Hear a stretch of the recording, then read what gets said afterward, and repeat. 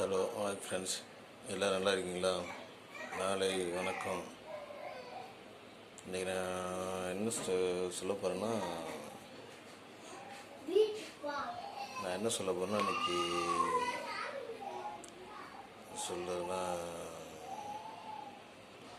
ரொம்ப சோகமான விதம் நடந்துட்டுருக்கு. இப்போ நமக்கு ஏன்னா இப்போ நான் ஃபஸ்ட்டு 2 வீடியோ போட்டிருக்கிறது விருதுநகர் ஹாஸ்பிட்டலில் வீடியோ போட்டு வச்சுருக்கேன். நான் 2 நாளாக விருதுநகர் ஹாஸ்பிட்டலில் இருக்கேன். நான் என்ன காரணம்னா என் ஒய்ஃபுக்கு உடம்பு சரியில்லை.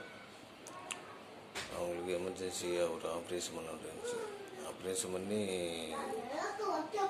நான் கூட்டி போய் தான் பார்த்தது. அது 2 நாள் அவங்கள நான் பார்க்கவே முடியல. அங்கேருந்து ஊர்லேருந்து வந்தோம். அதுக்கு அடுத்த நாள் 2 நாள் சாப்பாடே இல்லை, சுத்தமாக சாப்பாடு இல்லை, தூங்கவும் இல்லை. 2 பேருமே. என் ஒய்ஃப் அன்றைக்கி பகலி கூட சாப்பிட கூட இல்லை. காலையில் சாப்பிடுங்கன்னு சொன்னேன்.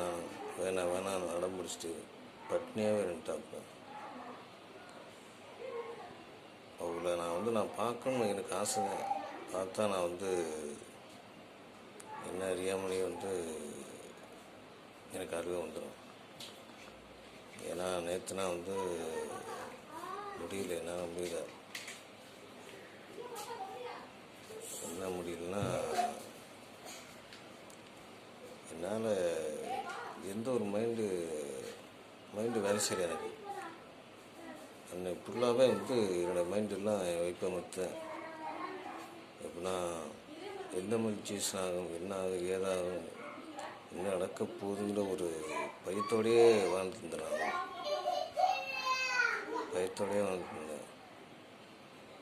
இன்னும் 2 நாள் ஆகி நான் அவளை பார்க்கல. நான் பார்த்தா கூட கண்ணை விட்டு அழுக வேண்டிய சூழ்நிலை கண்டிப்பாக வரும். ஏன்னா அப்படி சுச்சுவேஷன். கடவுள் அவங்களுக்கு மறுபறிவு கொடுத்தது. அந்த கடவுளுக்கு தான் நான் ரொம்ப நன்றி சொல்கிறேன். இனிமேலும் அந்த தவறு நடக்காமல் நான் தான் பார்த்துருக்கணும்.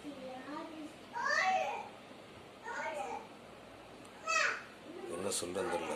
எல்லா பேரும் என்னுடைய ஒய்ஃப் நலமோடு இருக்குன்னு சொல்லி கடவுளை வேண்டிக்குங்க, பிரார்த்தனை பண்ணிக்குங்க. ரொம்ப நன்றி நண்பர்களே.